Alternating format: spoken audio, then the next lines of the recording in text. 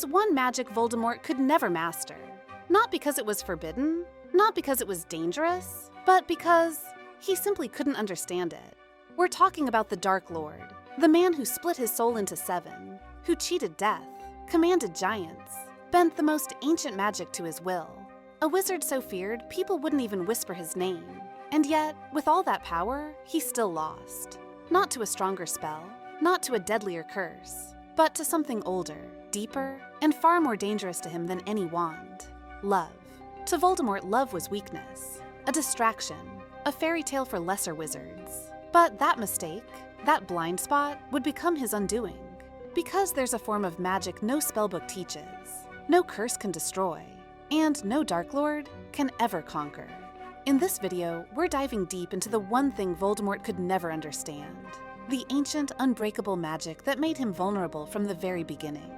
And by the end, you'll see why, for all his dark power, Voldemort never stood a chance. Before he was fear, before he was legend, before his name turned to silence, Voldemort was just a boy with no name, no love, no home. And maybe that's where it started. Because when Tom Riddle discovered he was different, that he could make things move without touching them, hurt people with his mind, control animals with a glance, he didn't feel fear. He felt entitled. By the time he became Lord Voldemort, he wasn't just powerful. He was something else entirely. Unrecognizable, unstoppable, a self-made god in a world built on fear. He bent the rules of life and death to his will, split his soul into pieces just to live forever. He didn't just use the dark arts, he perfected them. Legilimency to read minds, occlumency to block them, curses no one had seen in 100 years. He brought them back like nursery rhymes. He conquered death, not once, but over and over. He gathered giants, dementors, werewolves, corrupted the ministry, twisted Hogwarts into a hunting ground. Families fell, bloodlines were erased, and still, he craved more. Because Voldemort didn't just want power, he wanted complete control over life, over death, over fear, over truth itself. But in all that control, something was missing. Not a spell, not a weapon, a gap, one he couldn't even see. Because in Voldemort's world, power was everything. Love was nothing but a word for the weak. He believed emotions were liabilities. Compassion, a tool to exploit. Friendship, a leash.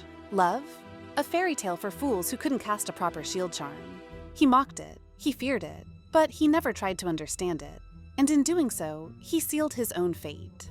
Because there was an older magic, one deeper than any curse, stronger than any Horcrux. And Voldemort, for all his knowledge, never even studied it.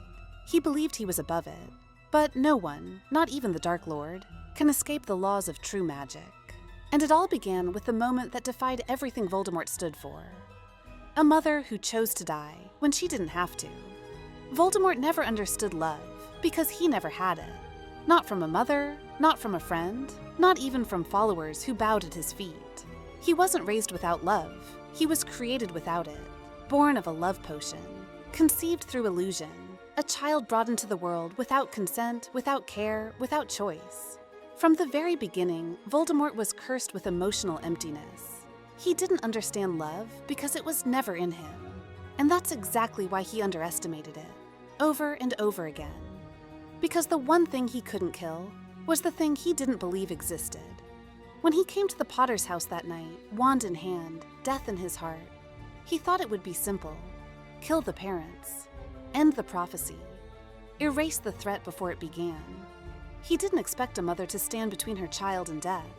He didn't expect her to choose to die, not fight, not run, but die, for someone else. And he definitely didn't expect that choice. To create a barrier no spell could break. Not Avada Kedavra, not centuries of dark knowledge. Not a soul-splitting ritual could undo what Lily Potter did in a single, selfless moment. Because that was old magic. The kind even Dumbledore barely spoke of. Magic fueled not by power, but by choice. A love so strong, it made Harry untouchable. Literally. When Voldemort cast the killing curse, it rebounded. Not because Harry was stronger, but because his mother loved him enough to die for him. To Voldemort, that wasn't power. It was nonsense. A glitch in the system. But the truth? It was a force beyond his comprehension. He knew every unforgivable curse. But he never learned the one magic that couldn't be taught: love. The one thing Voldemort never bothered to study. Because in his mind, power was measured in spells, in blood, in death. He thought if it couldn't be bottled, cast, or cursed, then it wasn't real. But love is older than any incantation. It's not something you can summon. You earn it, you give it. And when it's real, it creates something even Voldemort's Horcruxes couldn't protect him from. Unbreakable loyalty, unstoppable sacrifice, and ancient protections older than Hogwarts itself. Lily's sacrifice wasn't just symbolic. It was ancient magic. A binding charm sealed by her blood and her choice. It didn't need a wand. It didn't need a spell. It needed intention. And that intention wrapped itself around Harry like armor. That's why Voldemort's curse didn't work. That's why he marked Harry but couldn't kill him. That's why every time they clashed, something felt off. Because Harry had something Voldemort didn't even believe in. And it wasn't just Lily's love. It was everyone who stood by Harry afterward. Ron, Hermione, Sirius, Molly, Dumbledore. Each act of love added another layer to the protection Voldemort could never crack. Meanwhile, he was alone. Not just emotionally, but magically. His followers feared him. His Horcruxes didn't care about him. His wand didn't even trust him. He was powerful, yes, but brittle. Because love magic doesn't just shield, it roots you, it makes you real. And Voldemort, for all his rituals and relics, had nothing real left. He called love a weakness, but in truth, it was the strongest magic the wizarding world had ever known. And while Voldemort was busy trying to live forever, love was already making him mortal again. Voldemort liked to believe he was flawless, but the cracks in his power ran deeper than love. For someone who feared death more than anything, he never realized just how many things were beyond his control. Let's start with the Elder Wand, the most powerful wand in existence. Voldemort stole it from Dumbledore's tomb thinking he had conquered destiny itself. But he missed one crucial detail. The wand doesn't obey power. It obeys loyalty. And that loyalty didn't lie with him. It belonged to someone he never respected, Draco Malfoy. And then, Harry. So when Voldemort tried to kill with it, he was using a weapon that wasn't his. That resisted him. That would ultimately betray him, just like everyone else he tried to control.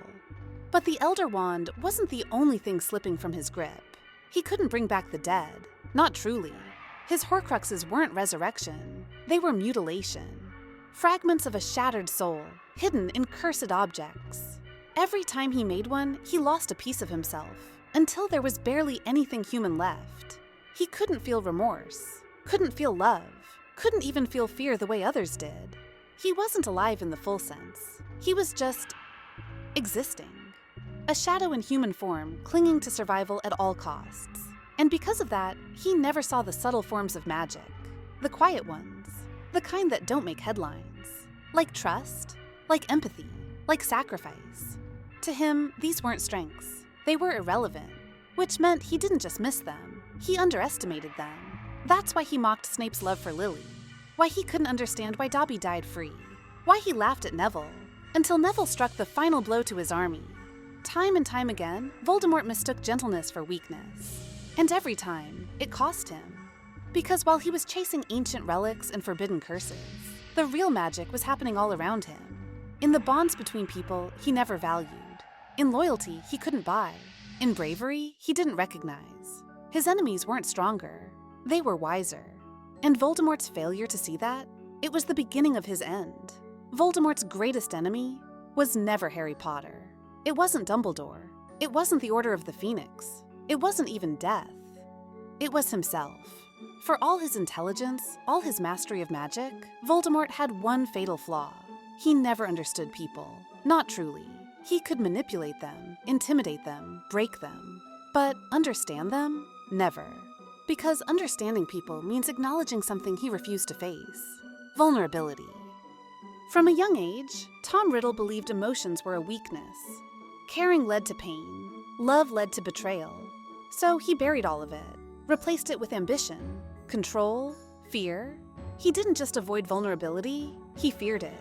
So much that he built an entire identity around never being touched by it again. But that fear ruled him. It twisted every decision. Every Horcrux he made was a confession. I am terrified to die. I am terrified to be forgotten. I am terrified to be powerless. So he overcompensated. He created a version of himself that couldn't be hurt, that didn't need anyone, that couldn't be killed. But in doing so, he made himself hollow, a leader with no loyalty, a god with no worshippers, only servants and fear. He couldn't connect with others because he didn't even know who he was anymore. Tom Riddle disappeared, and Voldemort became a shell, held together by curses, paranoia, and lies. And when things started to fall apart, he didn't seek help. He lashed out, he accused, he doubled down on fear and force, thinking that would hold it all together. But power without people crumbles. By the final battle, Voldemort wasn't surrounded by allies. He was surrounded by traitors, cowards, and ghosts of the ones he discarded. And standing across from him, a boy who had been loved every step of the way, who had lost, but never let that loss turn him into something hollow. Voldemort had every magical advantage imaginable, and none of it mattered. Because when the time came, he wasn't facing a wand. He was facing everything he had run from his entire life. Connection, love, humanity. And that's a battle Voldemort could never win. It all came down to one moment. The Dark Lord. The boy who lived. Wands drawn. Destinies colliding. One obsessed with power. The other protected by something Voldemort never believed in. But by that final duel, the war was already over. Voldemort didn't know it, but he had already lost. He thought this battle was about spells, strategy, who could strike first. But it wasn't. It was about what each of them stood for. Harry wasn't the most powerful wizard. He wasn't the most skilled. But he carried something Voldemort couldn't even define, a life worth dying for. He walked willingly into death, not because he wanted to die, but because he loved the people who would live if he did. And that act, again, triggered the same ancient magic that saved him as a baby. His self-sacrifice cast a silent, invisible shield over everyone Voldemort tried to kill. Neville, Ginny, Ron, Hermione, they were all protected by love. And while Voldemort was killing without mercy, his own weapon, the Elder Wand, was hesitating. Because deep down, it knew. It didn't belong to him. When he cast the final curse, expecting triumph, he didn't realize his fate was already sealed. Because Harry didn't just block it. He redirected it, back at the one who cast it. And in a moment so fast, so quiet, yet so final, Voldemort fell. Not in a blaze of glory, not with a scream, but like a man who had never truly lived. No followers ran to him, no final words, just silence. Because in the end, it wasn't the prophecy that defeated him. It wasn't the wand, the spells, or even Harry himself. It was the truth he ignored his entire life.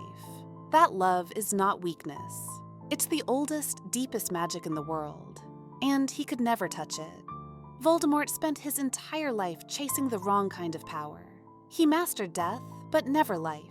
He split his soul, but never learned to share it. He turned himself into a monster, thinking fear would protect him, when love was the only thing that ever could. He saw compassion as weakness, sacrifice as foolishness. But in the end, those were the very things that defeated him. It wasn't a killing curse. It wasn't a prophecy. It was something older, something deeper, something he couldn't buy, steal, or cast. It was love, pure, unfiltered, and eternal. And that's why Voldemort lost. Not because Harry was the chosen one, but because Voldemort made himself blind to the one thing that made us human. He believed the greatest magic was in domination, destruction, and control. But the truth? The greatest magic was the one he never learned.